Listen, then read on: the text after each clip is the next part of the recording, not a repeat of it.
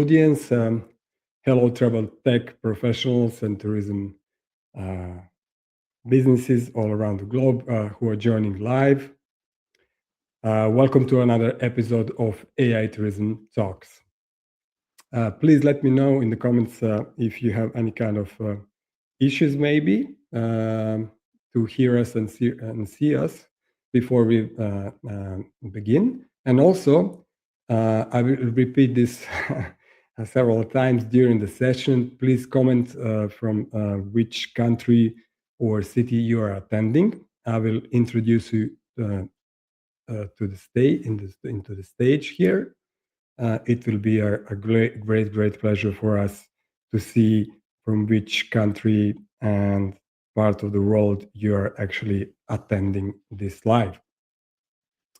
Today, we are talking about a very practical problem in tours and activities. And I can say this topic actually during the promo flow, Samuel can confirm, was really interesting for the audience. There were people who are like, applying for attending this episode. Obviously, this topic is really interesting. And that is that tour operators are creating more content, working with creators and getting more visibility online. But attention alone does not create direct bookings. A traveler may see a tour, feel interested, and still never complete the booking because the path from discovery to action is too slow, unclear, or disconnected. This is exactly what we are going to discuss today with my guest. From social discovery to direct bookings, what tour operators need to fix, which is the official actually name of this episode. And today I have a really great honor to be joined by Samuel Austin, the founder of datakyte and creator of, be aware, Clink. Clink, correct. Samuel has spent the past 20 years working across digital products, user interface, user experience, branding, and growth, helping companies and startups turn ideas into scalable products. Today, he's focused on rethinking travel distribution through creator, social, and AI native commerce. That makes him a very relevant guest for this conversation because we are not only talking about content or visibility. We are talking about what happens after someone sees the content. Can they find the tour? Can they share it? Can the operator track it? Can the traveler book it without friction? Samuel, welcome to the episode. It's a great pleasure and honor to have you with us. Thank you, Ivan. Thank you for inviting me. Really looking forward to this conversation. And just to echo what you said, when everybody saw this episode was coming out and they understood the title, my DMs on LinkedIn lit up. Everyone understands social media content. The ability to go from inspiration to booking needs to be improved. And I think we're going to touch on some very relevant topics during this episode and hopefully educate where we can the people that need to understand the tools that are currently available and ultimately the first steps they can take to start taking advantage of these new options and to be visible within social media. Excellent. Thanks, Sam. I will introduce some of the audience present here. We have Rashid. We can hear you clearly. Thank you, Rashid. Thank you, Rashid. We also have my friend Ansford from Florida. Oh, sunny Florida. Yeah, Florida. Rashid is here from Pakistan. And we have somebody special here. We have Emmanuel from, he says that the Bokun guy is here. Yeah. The Bokun guy is in the house. Nice. Yeah, in the house. Thank you guys for, even though there are more people present live, but these guys are presenting themselves, which is also important to present yourself when you are already here. So Let's continue, Samuel, with our discussion and with our conversation. The question for you would be, before we get into the practical side, can you briefly explain what datakyte is and what problems or problem you're solving to tour operators and destinations? Certainly. I mean, I always tend to approach this by actually giving you the reason, the actual real event that happened to me that then sparked the innovation and the purpose of datakyte. And it's nothing more than whenever my wife and I would travel, previously she would send hundreds of reels on Instagram and TikTok of all these wonderful destinations because the content was so good. And then when I finally found something we might book, I had no means to actually find the hotel name or the spa name or the restaurant, all of these wonderful places that were being presented to us. So I would find in the comments, nothing in the comments, find the Instagram page, press the link tree to the website, kill the cookies, and the experience would result in me putting the phone back in my pocket and I never made the booking. And then what would tend to happen is 3 or 4 days before we travel, I would jump on booking.com or get your guide and go straight to the OTAs and book something there. And to me, as you kindly introduced me, my experience is in user experience. It's all about making frictionless user steps. And I thought this needs to be addressed. And so basically from there, we moved into developing datakyte. And datakyte serves to bring tour operators' inventory onto a platform, allows them to add extra media data, such as video, more images. We add semantic data, which is AI data, which we'll cover later, I'm sure. And then from that place, they can generate our CLNK. And the CLNK is this smart URL that they can share across multiple internet services. And it's a direct booking. Excellent. Excellent explanation. And actually, even I have been in the industry for 25 years. That means I'm not so young anymore, right? I never heard for this kind of solution. I heard for something similar, but this is like really specific and unique. And that's why I invited you, and I'm really keen to discover all the um, ways and let's say benefits for your ideal audience that we can deliver. Okay, so let's continue now. What is changing in travel discovery? As you already mentioned in your introduction, travelers are not only finding tours to via Google now, via AI search more, right? Via Yeah. LLMs and or OTAs, as you already mentioned, or destination websites anymore. I mean, they are, but not only like that. What has changed in how people now find experiences? Because now we are actually, I mean, when we are talking about tourism and travel, we are talking about experience economy, experience industry, right? Yeah.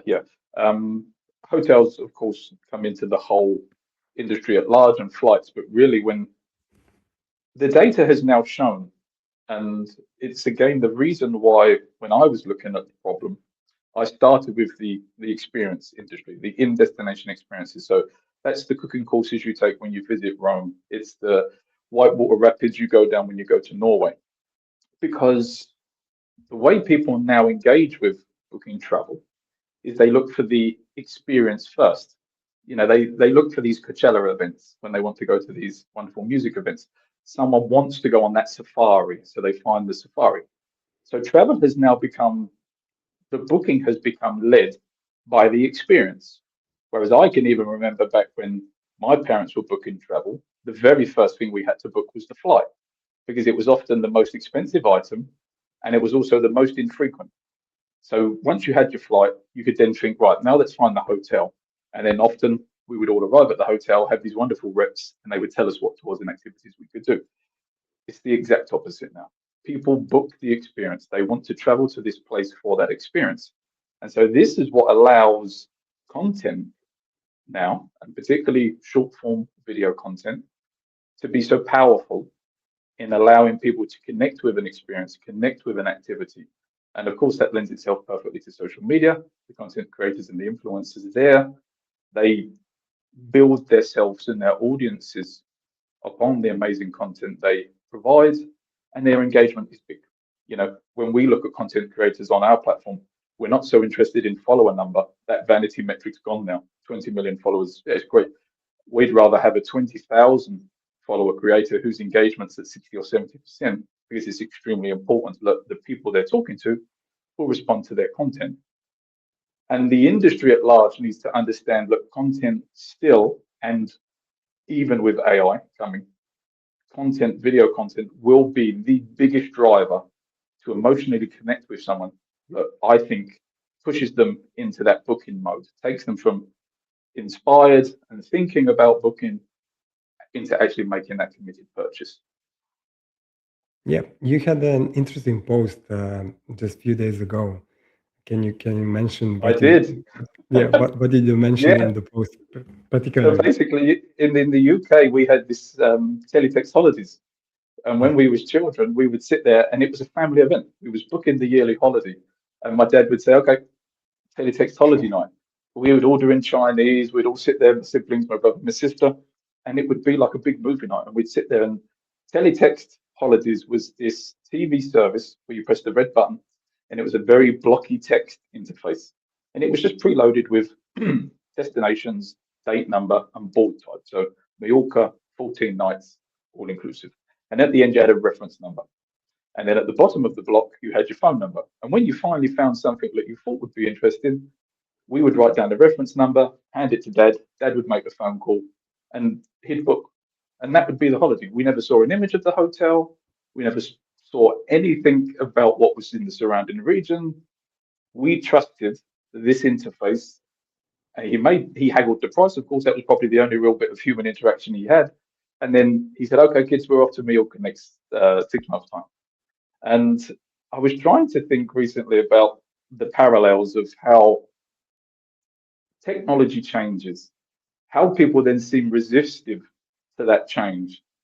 But ultimately, and again in that post, I put to a comment, a lady commented about how she remembered teletext holidays and the interfaces. When I remember when I was just starting out in my industry, we was always taught. We don't hear you now. Okay, have I gone? We don't hear you now. Sorry. Is it back? Sorry, Samuel.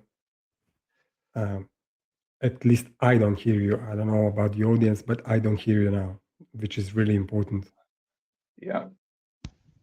If it's important, if it's you're muted. Just 1 second. Can you talk now? I'm unmuted now. Is that better? No. Still not good. Okay, bear with me. Something happened. If it's necessary, then you can rejoin. Is that any good? Or just change the mic. I'm going to go out and come back in just in case. Okay, we have some technical issues. Sorry, folks. Samuel will rejoin just in a couple of seconds. In the meantime, I will just introduce Mehdi from Morocco. But Tu says, and this is my dear friend and our dear friend, says we hear Samuel, which is great, and also Rashid, but I didn't hear him, and that is important. Now I will just reintroduce Samuel. Are you here, Samuel? Yeah, I'm back. Can you hear me now? Yeah, I can hear you. Okay. But actually, it was an issue between us. The audience is confirming that they can hear you, so we will continue. Right. Sorry, just Yeah. continue. I was just at that point really where I was commenting about a lady commented on my post yesterday about the teletext holidays, and it just reminded me that when I was starting out and the people I was learning from, one of the core aspects we was taught about user experience and designing and engineering user interfaces was invariably the customer doesn't really know what they want, but they definitely know what they don't want.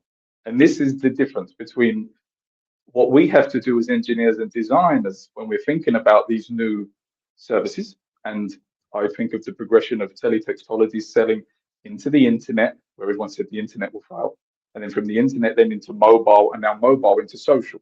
So really, I draw on these parallels, even from my experience and my lifespan, where I see these changes, and I just think we're at that junction now where we have social and AI, and I think this is an inflection point where new design systems, new engineering systems will start to come in, and people will understand that new ways of booking travel are available to them.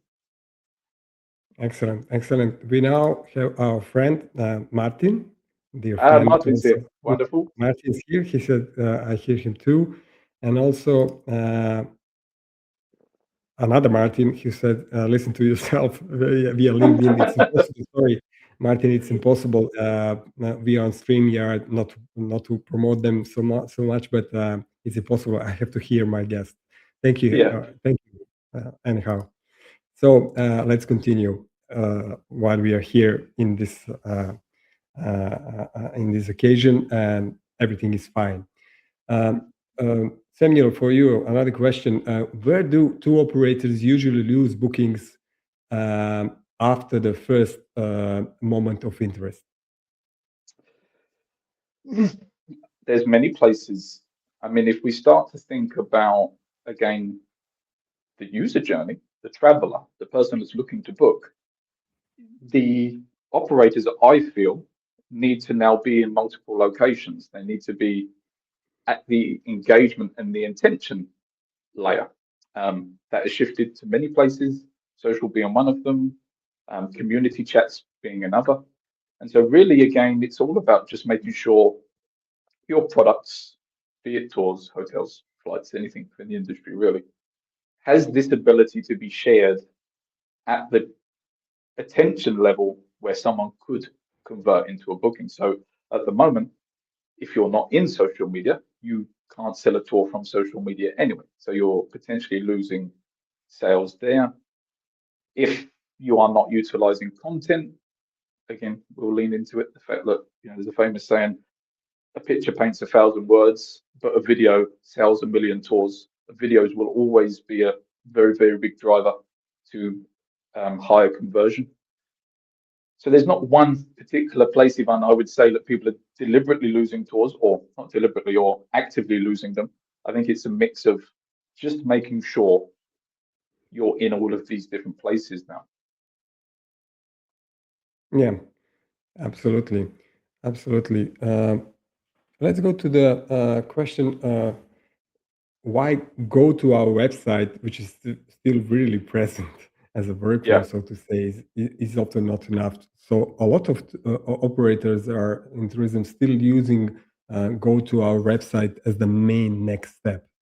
And why is that often not enough anymore? Even though, of course, the website is important, people are maybe in tourism not realizing, but I believe there are now that beside websites, you have to be present and cited also in big LLMs and AI search and GEO, AO, whatever you want to call it. Not to go into this topic, but can you answer why this approach, go to our website, is not enough anymore? Sorry. Not to lay any blame anywhere, I think tech can become quite an overhead for tour providers. They need to be spending their time on actually running the tours, being prepared for the tours. Several of the people we have engaged with say, even managing my website is admin I don't want. And so, of course, now if you're saying to your potential customers after that first point of contact, go to our website, and if the website, unfortunately, is still a very static website with some very old widgets, yes, it has everything there to book the tour, but do you run the risk of actually your website becoming the weakest link ultimately in that conversion? So again, there's very simple steps operators can do. Have an active Instagram and social media account. Instagram is still the biggest platform for this short form video over TikTok. TikTok is a very different beast, and it attracts the sort of, you'll hear many people talk about doom scrolling. Instagram is still the highest conversion platform for if we look at just standard retail. So people might be selling beauty brands and standard commerce. So look there, find an account that you're inspired by, understand what they do, see how frequently they post, see that their engagement's up. Very good metric for you to now think, okay, how can I automate some of my Instagram posting?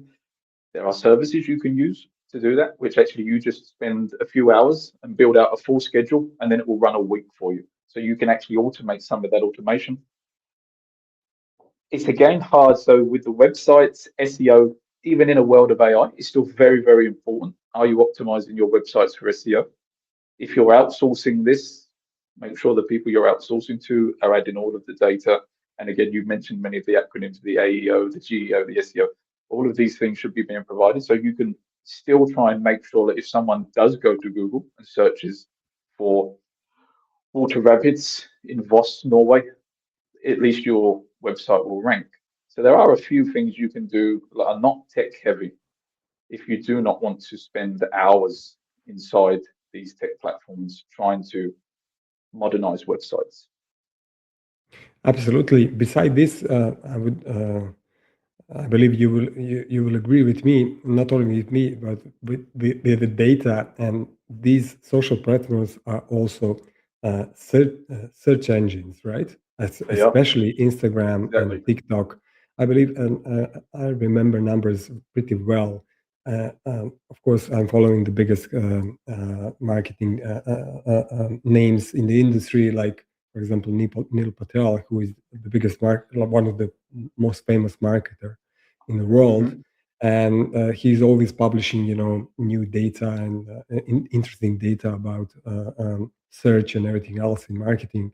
And even though the Google still dominates, the numbers for Google drops over time due to these AI tools. But also, I remember for Instagram, for example, it's around 2 billion searches, I believe, per day, which is like amazing. I don't know about TikTok. I don't remember the exact number, but can you imagine 2 billion people are searching on Instagram? So that's And also opportunity to book, right?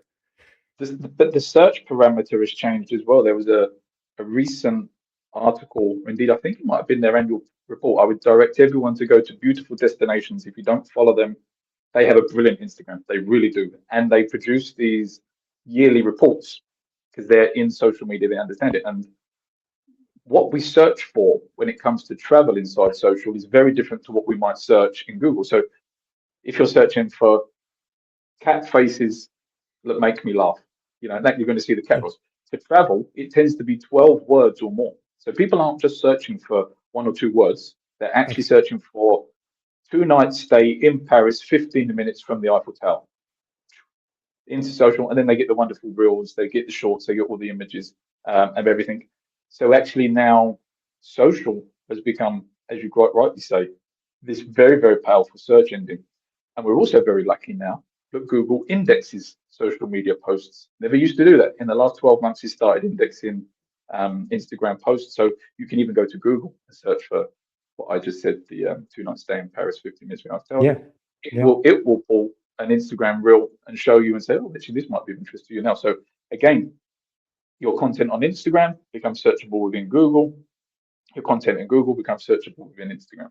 But the intent has increased. This was the point I'm trying to make. It's not just single words, just things that people might sporadically think about. It's true intent. It's very specific because they actually want to see something then that they will turn into, from inspiration into action.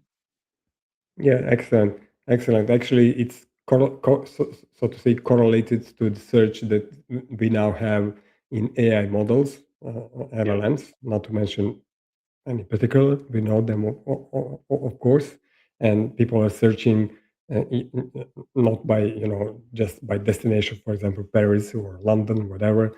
They are searching their, full intent. For example, I have 2 kids, like, to travel to London for, I don't know, 5 days, give me what I can see, which hotel to book or whatever, local sites, how to get tickets for public transport, and etc., etc. So it's a big topic. Maybe deserves another Yeah, live, its own dedicated live. episode. Yeah, for sure. I forgot to invite attendees, and we have them here.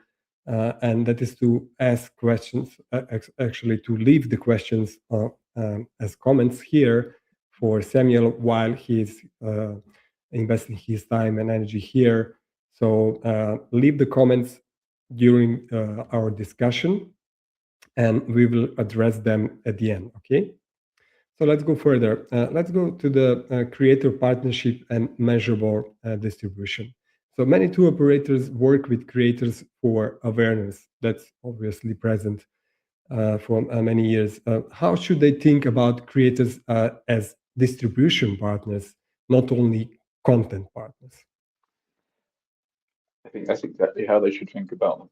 Distribution partners. And I think they should be given more opportunity to understand that actually you have this marketing team, this pre-made marketing team, this pre-made sales team that are sat there, and actually it's in their interest to have good relations with you, because these creators and these influencers, as we call them, have no route to revenue if there's no product to sell.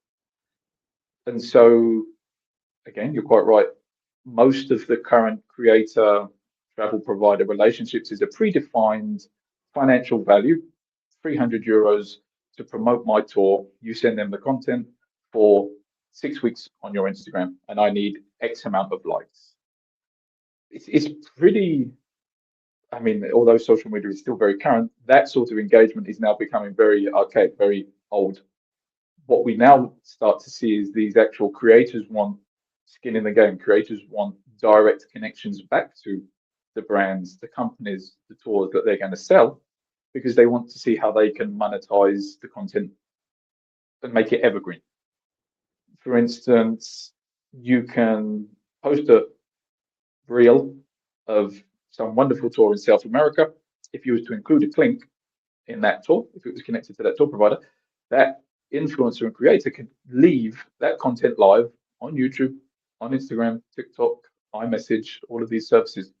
And all the time that tour was on our platform, that content could keep selling because it's connected to the live availability, it's real-time connection. And so now the creator has this option where they can say, well, my content stays revenue generating for the whole time I leave it live. It's a big incentive for them because at the moment they look at you as a one-time paycheck and there's no real ingrained relationship. You're just a very quick paycheck and they move on to the next person. We feel, and actually the industry shows this now, so many creator platforms are opening now where the creators say, I will be involved in your brand, be involved in your product, but I will be involved at a equity level, as an investor level, as a staff member level. So it's really changing the dynamic. In fact, it's one of the biggest growth sectors in America at the moment is the whole creator economy side of things, not just in travel, across the whole of commerce and indeed entertainment. So really now it's a good opportunity for travel because travel is just starting to creep into social media, social selling. We can start to see how we best create these relationships between the operators, the travel service providers, and the creators and the influencers, and make sure that they understand operators can utilize creators as direct booking channels. So of course, reduce commissions and overheads, and creators now have access to tours that can remain evergreen and revenue generating until the tour is taken down. This is really the education part that people need to understand. It's not just a one-time paycheck and forget about it. As far as attribution, most of the current systems use UTM links, promo codes, very easy to be spoofed. I saw a statistic the other day that said about 60% leakage on some UTM links because people inject malicious characters whilst you're traveling through the UTM link to a booking page. So actually it never gets attributed back to the creators. Really, really not a very good service. And ultimately UTM is for tracking. It isn't for real ROI insight. When did it convert? What surface was they in? Do I find that my tours sell most often in Instagram at 6 p.m. on a Thursday afternoon? That real sort of ingrained, in-depth analytics that we can provide and other services we're going to be looking to provide for that type of creator engagement. Excellent.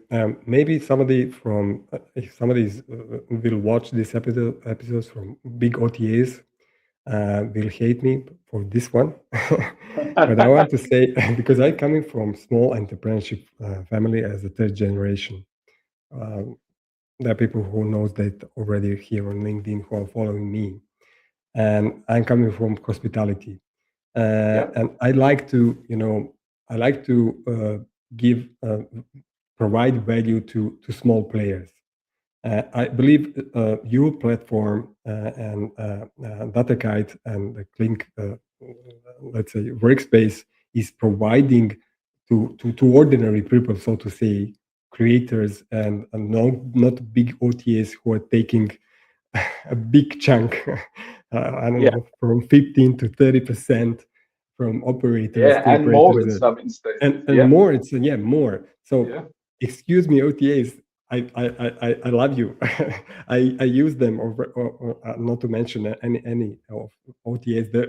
They have big budgets. They are present for many years, and they're really great. But in this way, we can contribute to on a let's say smaller level, like more, so to say, more human, ordinary level to ordinary people who can also make revenue via your platform and via this kind of platform, so to say, right? definitely. And again, I, like you, I understand that OTAs have served an extremely important role within travel, and certainly during the COVID years, travel probably wouldn't have survived without them because it became these apps that we trusted, and they had the most aggregated amount of products available. And for the short travel we could do during those times, these provided a vital service. But much with most services that get a very, very big reputation and ultimately then grow, is they, in my opinion, and I don't mind saying it, become extremely malicious with how they then control their product. And don't double guess it. If you're a tour provider or a hotel provider and you're in an OTA platform, you are their product. They sell you. So Yeah, I think they've got to a point now, and with AI, with social media, we're in this position where the OTAs own your visibility. They do. They own your visibility. And when we look at some of the big OTAs, sometimes nearly a half or more of their staff is just on SEO.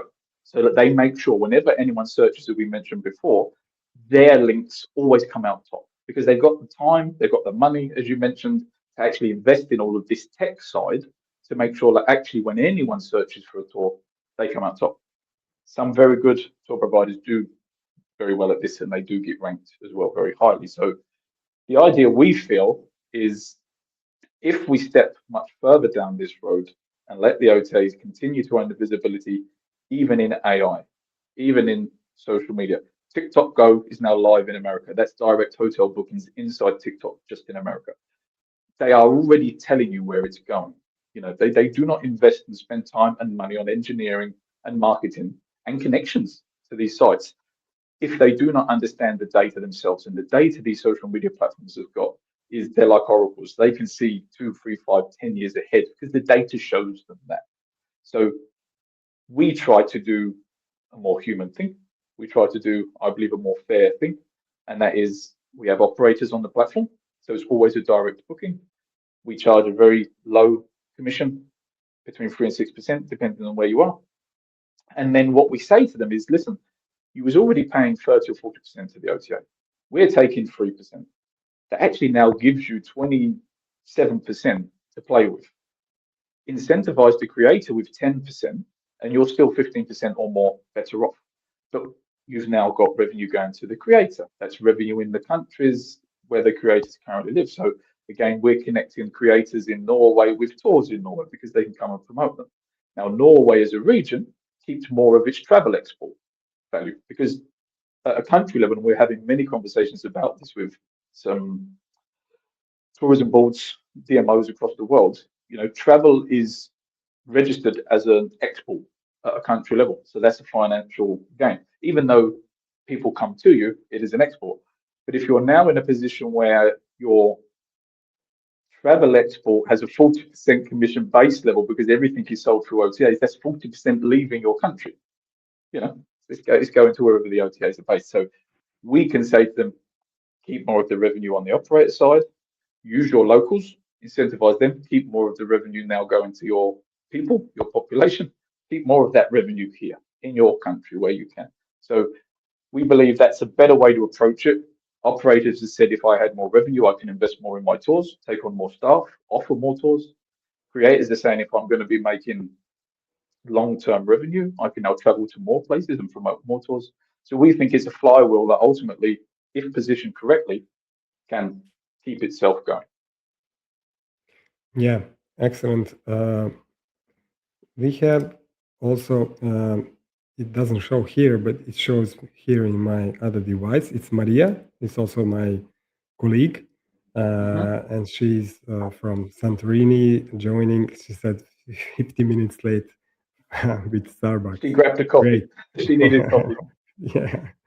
Okay. Just wanted to mention something which occurs while you were speaking about the States, because in Western world, we are usually oriented towards the States. What happens in States, states in States. Now, what happens in States will happen all over the world. But actually nowadays, it's more than a couple of years, even more. They say, look what is happening in China first. What is happening there will occur in the rest of the world. I'm talking in general, especially in tech. So let's continue, not to waste too much time. I just want to just very quickly, I'll add one comment to that, Ivan. You're dead right. And if we look at China, what does it have? It has WeChat. WeChat is their super app. If you go to Asia and you need WeChat, from WeChat you can get paid your salary, you can book your dry cleaning, you can pay your rent, you can book your food, you can book your hotel. It is their super app. Telegram is trying to do that very slightly in the West, but unfortunately Telegram has a bad rep. Many countries want to get it shut down, but ultimately Telegram is trying to do something very similar. So if you want to take a parallel there, if America is leading in what's happening within the Western world, social media, social selling, and that growth, if we look at China for potentially where tech is, I would say they're already 10 or 15 years ahead on the whole ability to sell within tech. They have it already made. So I lean heavily into what WeChat does, and I think ultimately those solutions will port over into the West. Great. Let's go to DMOs and regional operator visibility. You mentioned that DMOs are showing strong interest in datakyte, particularly. Why do you think this topic matters for destinations and not only individual operators? Because again, we have evolved from the role of a DMO. We have evolved from how they used to make printed media. Visit Scotland would promote Visit Scotland in the newspapers throughout England or throughout Europe. Again, flyers, banners, all of the traditional media types, the printed media types look well. We now evolve into the internet era, into the content era, and I don't think they evolved as well as they could as organizations to now very quickly adapt to the shift from trust ultimately in the brand, the hotel chains, the tour provider chains that we're all familiar with. That trust now sits with the creators and the influencers. And I don't think they was able to move quickly enough to then shift their focus into utilizing this service. So of course, when they hear about us, the fact that we are supporting their local tour providers directly by direct bookings, and we can also now support them by connecting them to creators and influencers, we become this tool, this service that actually ticks most of the boxes they need to tick. They can now very easily promote the clicks themselves for the tours that are on the platform. They can engage directly with creators and say, come to our region. And there's been some examples of this. Some local cities in Switzerland flew some other cities and creators to them and said, please We'll lay it all on for 2 days, experience all our hotels, experience all of our tours. And they paid for these creators to come, make the content, and post it out to grow their awareness. So we become, I think, quite a vital utility for these DMOs and these official tourist destinations. Look, if they get on our platform, promote the tours, promote the creators, but then we also give them access to data. We can tell them, look, currently bookings in your region are up 16%. We aggregate lots of other travel data as well. So we're doing a test with a tour provider in San Francisco, and we tell them flights into San Francisco are up 10% in October. Consider increasing your price because supply and demand. So we've actually got all of these dynamic elements that we can put into it as well. We feed that same information into DMO platforms, designated dashboards. I mean, I'm very proud to say that we've got an official partnership with Visit Voss in Norway, where they're going to be looking to bring on all of their tour operators and some of their resorts there so that they can really take advantage of what we're offering and drive more revenue into their region, bring more tourism into their region, but in a very modern way. Keep the engagement, understand what the data tells them so they can react to it much better. And again, we always hear about it, big topic, sustainable travel. It is important.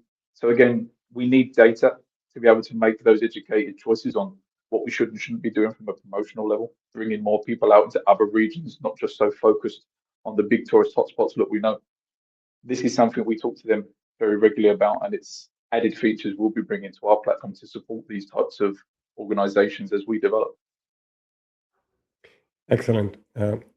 Time is flying, so we have some more topics.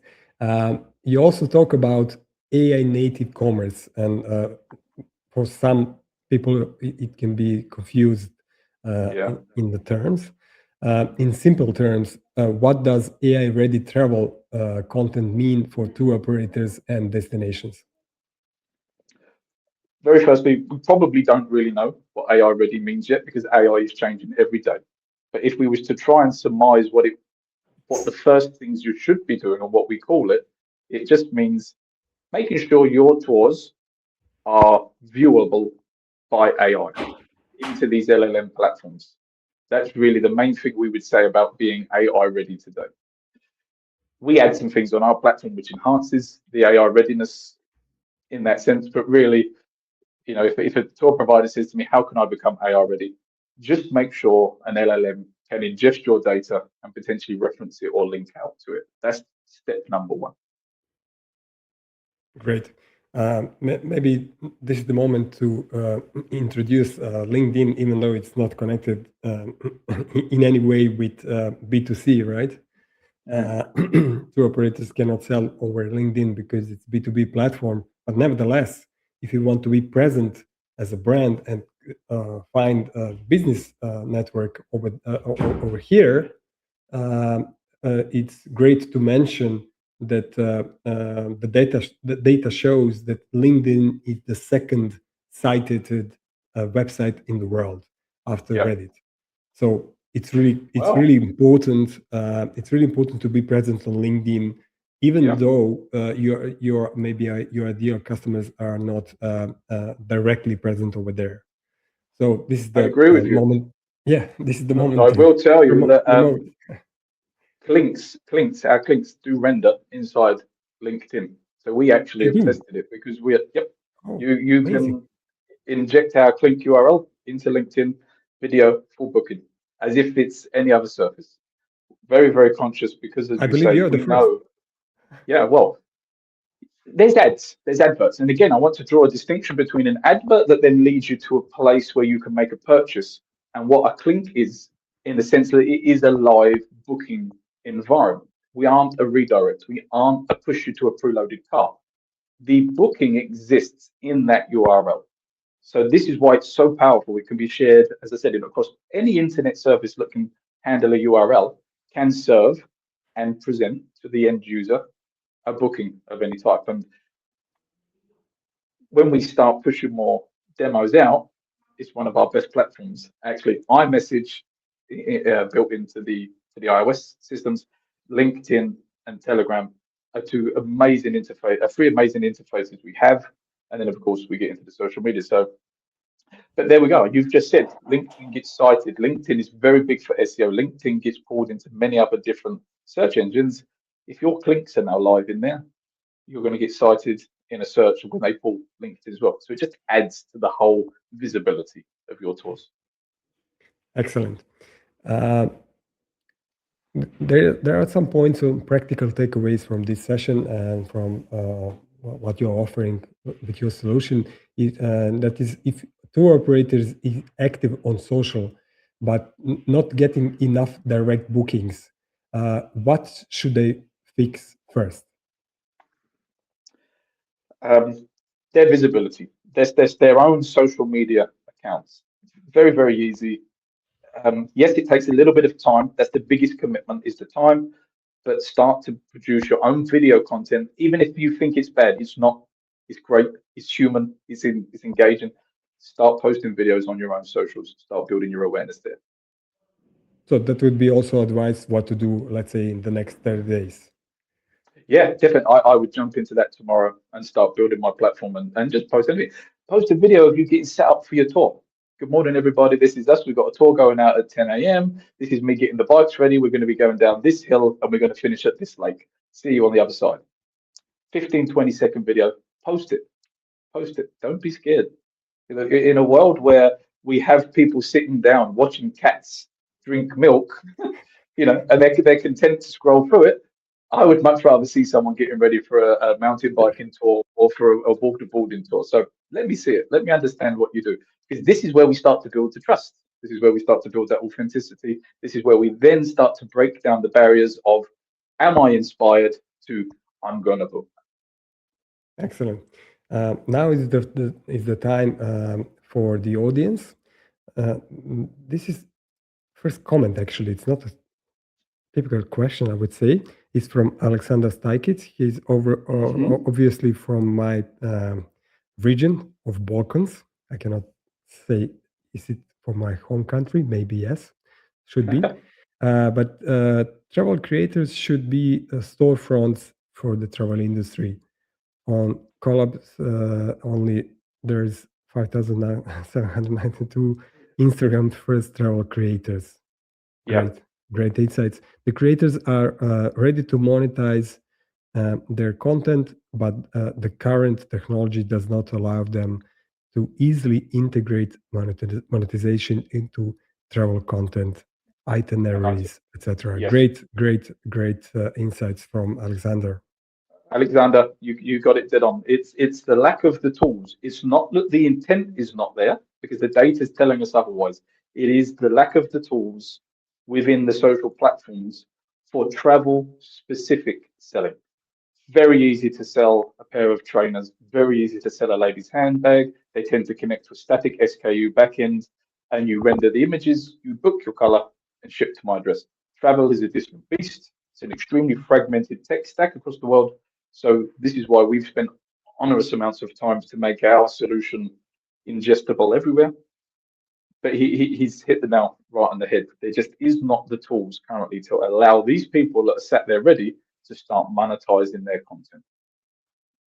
Excellent. And there's the second one, our friend Martin. I think it's great that you are leading with videos. I know why Martin is mentioning this. As you both know, we have been doing the same thing for more than 6 years. Having another serious platform for videos should hopefully make tour operators wake up the importance of video, both from creators and the operators themselves. This is what the users want now. Exactly. Martin is obviously right. Yeah. Again, we both know Martin. He has been pushing this case for, as he quite rightly says, there's 6 years, and it is now even more relevant, the video content. And again, we have a bit of a generational shift. And often when I talk to people from the industry that have been here a long time, they're not sold on the aspect of creative video. They're not sold on these, sometimes even video as a content that drives that type of engagement. But you've got to look at who potentially will be your core purchasers in the next 5, 10 years. And these are the people that are sat in Instagram and TikTok now. These are the guys that are used to making instant purchases at the point they want to make them. They've been born into the app world. And if you put too many friction points in front of them, they will not book, and they'll find an alternative that does, even if it's a lesser product. You know, the best UX will sell more bad products than a good product that has bad UX. And we've seen that. I mean, not to make the parallels between the music industry again, but CD and WAV. I don't know if you remember when MP3 came out and WAV came out. Yeah, for sure. WAV, Yeah. I'm WAV is old a enough. much better file. Yeah, the WAV file's much better for playing music. MP3s were worse, but the MP3 players were better for us to use, so MP3 won. So that was the worst product, got global adoption because it had a better UX. Video gives everyone the best UX. And if you can find a way to integrate it into your offering, into your marketing, I guarantee you, you will convert more sales. Yeah, great. Uh, Time is flying amazingly. Yeah, it's really interesting, at least for me, hopefully for the audience also. Samuel, for operators, DMOs, travel brands listening now or maybe later also, who wants to understand how DataKite approaches this, what is the best next step to be in contact with you? Probably LinkedIn, but let's break it down. If you're a tour operator, you can currently go to datakyte.com, find the sign up as a tour operator. You can join the platform for free. We don't charge nothing. We support multiple reservation platforms at the moment. So again, you can bring your tours in, you can start playing around, have a look at how the content is added, generate a few links, send them to your friends and family, and explore how well the UI looks. DMOs, travel brands, creator brands, those people, I would say, please just come to my LinkedIn, follow, send a DM. But it tends to be open all day, as it's, much like yourself, I'm sure, Ivan, it's our community hotspot. It's where we tend to exist, and we talk with the many people from within our industry. So please reach out. We can get on a Zoom call. We can send you some information so you better understand how we can support your organizations. And if there's any potential travelers here, I mean, I know LinkedIn predominantly is quite a professional environment, but people We are all use travel. it for many things. So yeah, and we're all travelers ourselves. Yeah. Find the tour operators, come and have a look on the platform, see what the links look like. If you're interested in selling some, because again, we had a case study where someone with only 5,000 followers was one of the highest engagements for a different type of selling, but their engagement was at like 90%. So you please don't feel to sell travel that you have to be one of these big influencers with 25,000 plus. If you have 400 people follow you, but your engagement is at 90%, you've got over 300 booking opportunities there. That's huge in the world of social selling. 300 from one provider is massive. So I would say anybody's a travel seller. Anyone can be a creator on the platform. And we've already got these services up and running. But the bigger organizations, yeah, reach out to us on LinkedIn. We can communicate and think about next steps. Yeah, absolutely. I'm promoting all the big marketers. They are not paying me, unfortunately. Seth Godin is one of them. Unfortunately, they're not paying me, Patel, Seth Godin. But Seth Godin is godfather. Whoever is in marketing for at least for a couple of years, they should know Seth Godin. He's a godfather of marketing. And he has a book, it's called Tribes. And in that book, he's explaining your influence is enough when you have 1,000 true fans. Yeah. That is more than enough. True human beings, 1,000 is more than enough to make an influence in any business. Yeah. Also in travel and tourism. So this is perfect. So everyone who is watching, if you're a tour operator, DMO, or travel brand, looking at how to turn social content and creator partnerships into more direct bookings, connect with Samuel Austin via LinkedIn, the easiest way. Also take a look at the DataKite. I will also now wrap up. This is like an exam, short exam at the final end for my guests, and hopefully I will pass the exam. So there are three wrap-ups always from my side. First one is tour operators do not only need more visibility, they need a clearer path from discovery to booking. Second, creator partnerships should not only create awareness, they should become more measurable, trackable, and connected to real booking action. And third, AI-ready travel content is not only about future technology, it's about making tours easier to understand, recommend, share, and book. That's for me is that actually it's for me the main message from today. Social discovery is useful only if the booking path is clear enough to turn interest into action. Is this correct, Samuel? Please say yes. You got an A star. I think you've pretty much summarized exactly what we was trying to do. Thank you, thank you. I like when I pass the exams. I was not the best student, but here it's much easier. So One thing perfect. I would like to just very quickly as we're wrapping up is, much Yeah, of what we've talked about here comes from our own experiences, comes from the side of the industries that we all work in retrospectively. And again, we've got many people watching that are from other aspects of the same industry. But, much of what we're talking about here is not opinion. It's in the data. We're not speculating here what we think is happening. We're actually hopefully educating and making you aware of the data.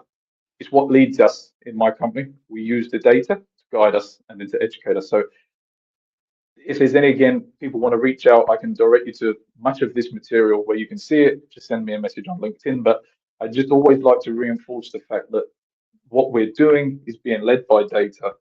It's where the industry looks to be going. And if we can give you as much help as we can to be ready for it, to take advantage of it, so that then when this thing finally kicks off, you're in a prime position. It's the whole reason why we build what we build. yeah. As they say in marketing, especially if you don't measure, you cannot improve, right? Yeah, exactly that. Yeah. So everyone who joined us live, connect with Samuel Austin on LinkedIn and take a look at the datakyte website if you want to explore the topic further. The replay will stay available, and I'll also share follow-up content from this conversation after the session. Samuel, thank you once again. We hit 1 hour of the episode, which is almost the record, the new record. And thank you all joining us live and contributing to this episode via your connections and attendees, and also via your comments. Thank you for joining live, for watching, and see you in the next episode in June. And until then, I wish you all the best and great success. Take care. Cheers. Thank you, everybody. Bye.